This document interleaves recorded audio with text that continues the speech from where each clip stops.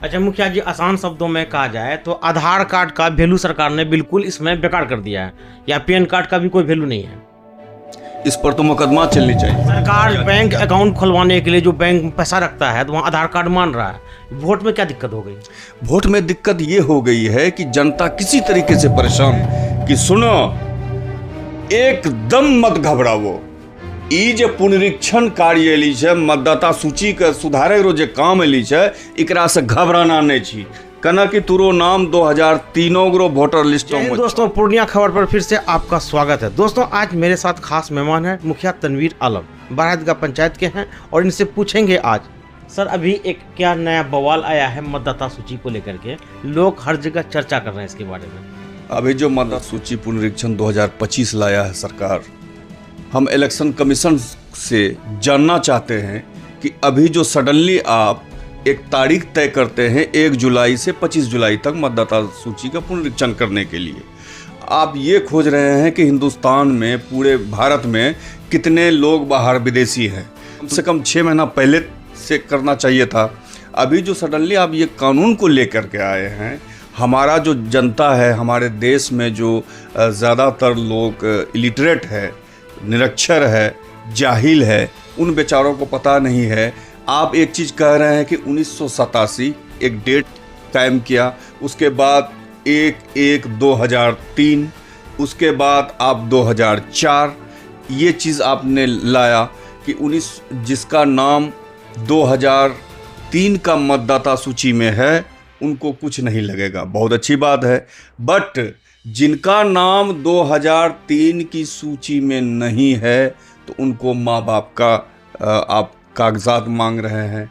और जो 1987 के बाद पैदा हुआ, 2004 से पहले पैदा हुआ, उनके लिए आप कह रहे हैं कि ज़मीन का पेपर में, जैसे खतियान, जैसे बाज़गित पर्चा, जैसे लाल कार्ड, सरकार का दी हुई कोई भी संपत्ति, वो चीज़ आपने कहा, बहुत अच्छी बात है। अभी हम समझते हैं कि हिंदुस्तान में अभी भी 1% लोगों के पास रहने के लिए ज़मीन नहीं है। अगर होता तो हमारे देश में बंजारण नहीं होता। तो इस टाइप का यहाँ पर भी है। बहुत सारे लोगों के पास ज़मीन नहीं है, उनके पास कागजात नहीं है। बहुत लोगों का, चूँकि कागजात नहीं होने का कई रीज़न होता है। हम लोग सीमांचल के एरिया में रहते हैं, बाढ़ और सुखाड़ से परेशान रहते हैं। पहले तो हमारा घर को बाढ़ बहा के ले जाता है, उसमें हमारा पेपर्स चले जाते हैं, कागजात चली जाती है। उसके बाद हमारा मकान फूस का होता है। जब मकान फूस का रहता है तो उसमें हमारा मकान कभी कभी आग लगती है और मकान जल जाती है, उसमें हमारा पेपर जल जाता है। तो अभी हम ये 25 दिन के अंदर में किस तरीके से अपना पेपर। मुखिया जी ये बताइएगा, बहुत सारे लोग सीमांचल का ये मान के चलिए कि 30-40% क्या मेरे हिसाब से लोग बाहर रहते हैं यहाँ पे, जो पलायन है रोजगार की वजह से। यहाँ पे लोग तो है नहीं, क्या उनको वापस आना पड़ेगा? देखिए, यही तो बात है। सरकार कहती है कि हम पलायन रोकेंगे, बहुत अच्छी बात है। आज तक आपने रोक नहीं पाया। खासकर सीमांचल एरिया के लगभग 60% लोग पलायन करके बाहर जाते हैं, दिल्ली, मुंबई वगैरह वगैरह जाकर के मजदूरी करते हैं और वो बाहर है। कुछ एक विदेश में भी है। तो इस परिस्थिति में जो लोग विदेशों में हैं, उनका कुछ पेपर घर में है, कुछ वहाँ पर है, उनका कोई ना माँ है, ना बाप है, ना भाई है, तो वो क्या करे इस परिस्थिति में? आप तो उनका नाम मतदाता सूची से कह रहे हैं कि हट जाएगा। तो ये कहाँ का इंसाफ है, कहाँ का कानून है, हम जानना चाह रहे हैं। अच्छा ये बताइए, सरकार ने आधार कार्ड पे इतना सारा पैसा बर्बाद किया या लगाया है, लोगों ने भी काफ़ी पैसा लगाया। हर सेंटर पर देखिएगा भीड़ लगा रहा था, जहाँ पे 100 रुपये 200 रुपये हर आदमी ने खर्च किया आधार कार्ड पे। अगर ये बिहार की पॉपुलेशन को मल्टीप्लाई कर दिएगा 200 से ही, कितना ज़्यादा होता। लोगों ने आधार कार्ड पे इतना खर्च किया, ये आधार कार्ड को यहाँ पे वैलिड क्यों नहीं रखा गया?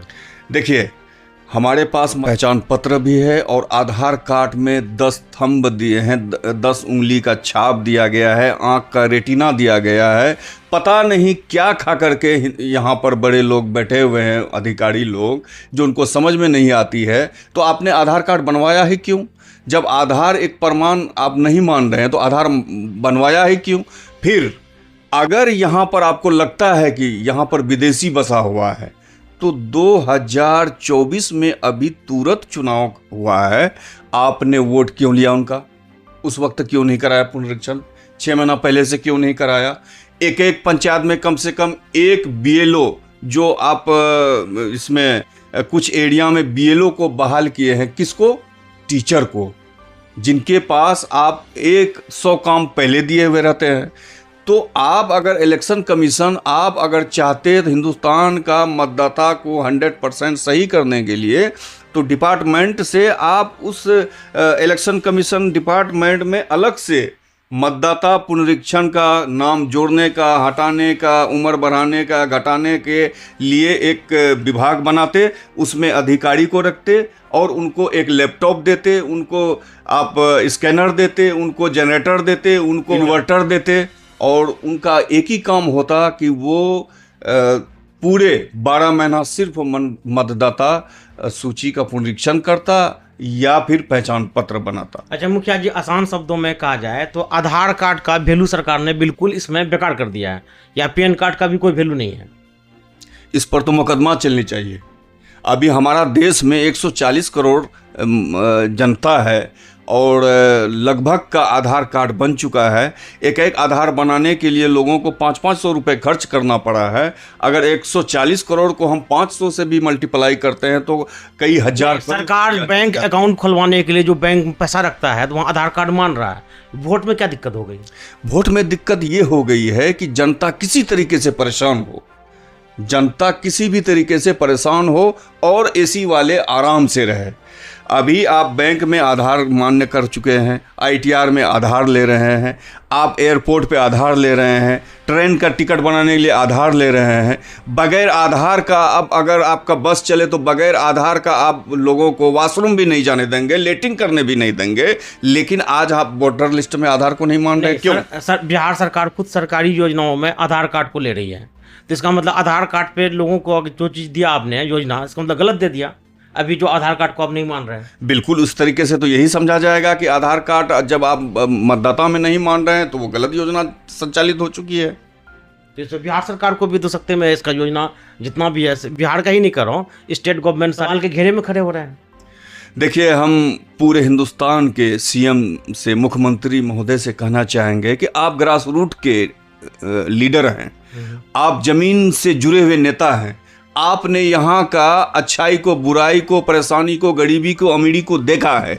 इलेक्शन कमीशन ऑफ इंडिया जो AC में बैठ के दिल्ली में है, उन्होंने कुछ नहीं देखा है। इसलिए हम चाहेंगे कि पूरे हिंदुस्तान का मुख्यमंत्री एक अमेंडमेंट लाए और इसको निरस्त करने का कार्रवाई करे, और जो बुद्धिजीवी लोग देख रहे हैं तो कम से कम वो PIL दाखिल करे सुप्रीम कोर्ट में भी और राज्य के हाई कोर्ट में भी।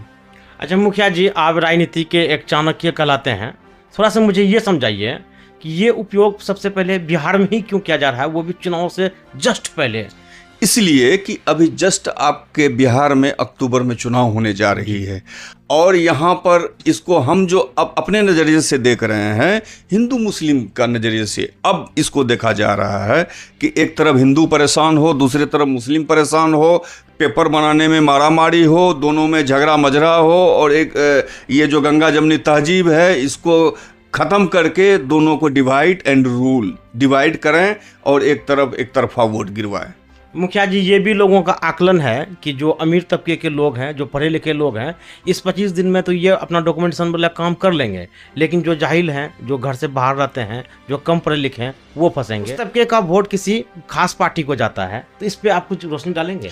इसमें हम ये कहना चाहेंगे कि जो पढ़े लिखे लोग हैं वो तो अपना पेपर बना ही लेंगे, जो इलिटरेट लोग हैं, जाहिल लोग हैं, वो बेचारे बाहर में भी हैं, उनको इस टाइप का पेपर को सुधारने के लिए कम से कम 6 महीना या 1 साल का वक्त चाहिए होगा, चूँकि उनको 72 जगह समझना पड़ता है, बूझना पड़ता है, पैदल चलना पड़ता है, कीचड़ में चलना पड़ता है, ब्लॉक दूर है, BLO कहीं है, तो इस टाइप से उनको बहुत परेशानी आने वाली है। अच्छा मुखिया जी, क्या इसमें लोगों को डॉक्यूमेंटेशन में जो खर्च होगा, क्या सरकार को वहन करनी चाहिए या नहीं चाहिए? 100% करनी चाहिए। आप कहते हैं कि 2 प्रति में हम लेंगे, फिर ऊपर से पहचान पत्र है या ज़मीन का जो पेपर्स है उनका जिरोक्स करवाएंगे। ये सब जिरोक्स करवाने के लिए सुदूरवर्ती इलाके के लोग 500 रुपये खर्च करके शहर में आते हैं, वहाँ पर जिरोक्स कराते हैं, तब BLO को देंगे, तो खर्च तो होगी। वीडियो के आखिर में मुखिया जी से पूछेंगे, कोई संदेश देना चाहेंगे अपने जनता के लिए?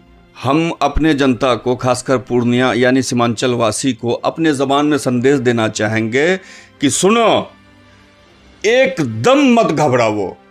ई जे पुनरीक्षण कार्य एली है, मतदाता सूची के सुधारे रो जे काम एली है, एकरा से घबराना नहीं छी।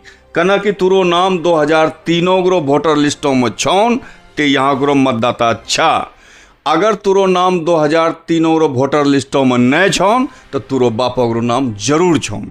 तो यह लाके कोई भी आदमी मतु घबरावो, अपनो पेपर जहाँ तक ठीक कर सकवा करो, नहीं कर सकवा जमा धक। देखी केकरो केकरो नाम हटावी।